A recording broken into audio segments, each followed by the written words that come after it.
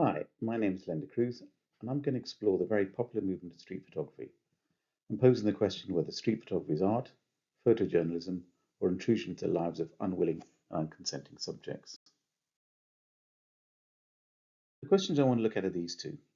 Is street photography merely serendipitous photojournalism, or a creative art form in its own right? And are there any ethical implications about street photography? In order to do this, I will need to start with some definitions, both of street photography and photojournalism. This definition by Cordrescu suggests firstly that street photography defies easy definition. It might simply be an exploration of urban life. It alludes also to how street photography might be executed as a solitary or anonymous venture, but we'll come back to that practice of street photography later. Nick Turpin struggles with even coming to a definition and feels the description street photography is itself largely meaningless and reductive because we're not fixed to the street. It could be the beach, an office, a stadium, a train, or a field. So instead, he suggests candid public photography in order to declare unambiguously their intentions as a photographer and let the rest of us know exactly what we're looking at. It's candid, of course, and whilst they may catch you taking the photograph and make eye contact with you and the camera, they have not in any sense prepared themselves, anticipated, or agreed to be photographed as subjects. The suggestion that street photography could encompass a range of genres is key to understanding it as well as the many photographers who work in this field. Sometimes exclusively like Willy Friedlander, with seminal works such as America by Car and Martin Parr, or for those like Bill Brandt who made it part of their output. The names of Helen Levitt, for example, a photographer in New York's Manhattan Lower East Side, the Bronx and Spanish Harlem, resonates with street photographers. She captures the easily recognizable universal rhythms and gestures of children's play and adults' social interactions and solitary reveries. It is a dramatically different world to our own, the city streets teeming with children who play with reckless abandon on stoops, waste ground, and vacant buildings. So, street photography can be also seen as documentary as much as art. So, how does street photography differ from photojournalism, which might well be taken in the same streets? The first difference is that photojournalism has to remain true and honest to what is in front of the camera. The image is required to be impartial, allowing the viewer to make their own decisions. This is not always easy. This iconic image from the Vietnam War was taken by Eddie Adams in a street in Saigon. It was brutal, powerful, needs no more explanation than the caption to recreate the horror for the viewer. The definition of what a photojournalist does from the New York Times captures the very essence of photojournalism. Tell a truthful story, an image, or a series of images. There is no such requirement to tell the truth, but the best street photography tells a story or captures fleeting moments that cause the viewer to pause and think. This is photojournalism at its rawest and best. The photo tells the story itself, and the narrative that will go with the image in magazine or newspaper gives it context, substance, and explanation. In the picture on the left, a Buddhist monk sets himself on fire in Saigon to protest against the Vietnam War in June 1964.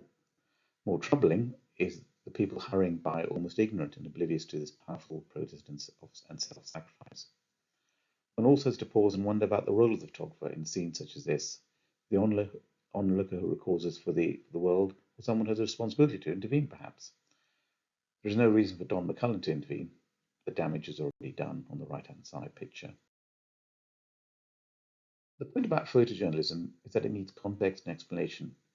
Without the caption, for example, this photo by Perez might be a football hooligans fighting rival team supporters, a trade union march that has turned into a riot, or any number of civil disturbances seen across the globe. This is still photography in the very strict sense. It was most obviously taken in the urban street, but it differs considerably from the artistic endeavour that is street photography. Yet it still remains difficult to define, as these two quotes suggest.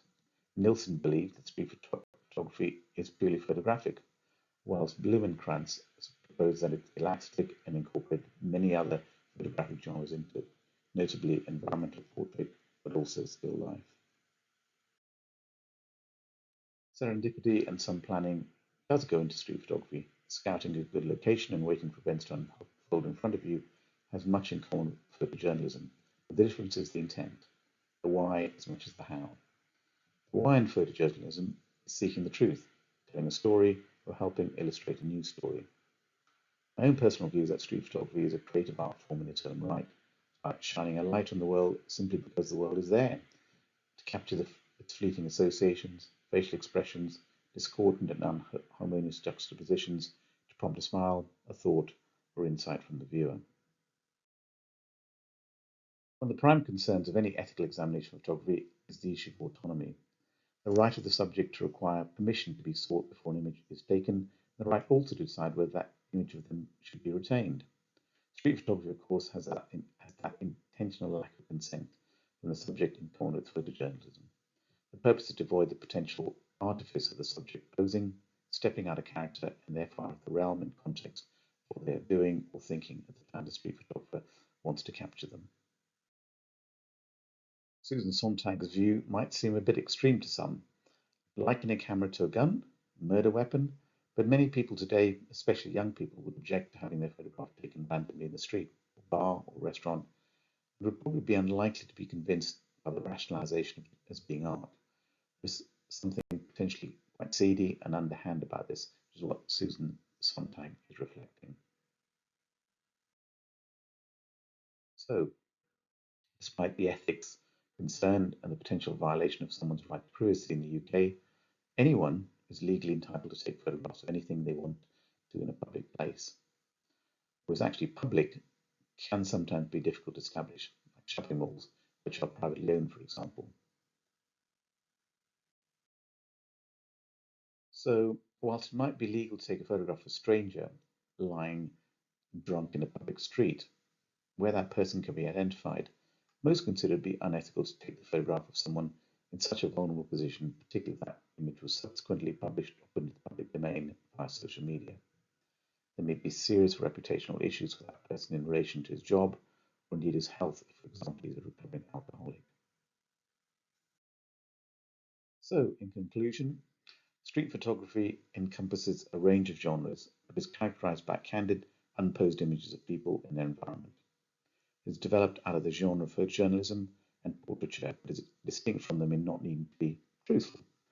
Street photography, by its candid nature, raises issues and ethics requiring the photographer to be sensitive to the subject's personal space and perspective. It, of course, remains a popular and developing genre inspired by generations of renowned photographers across the world. These are my references for the photos and the quotes. Thank you very much.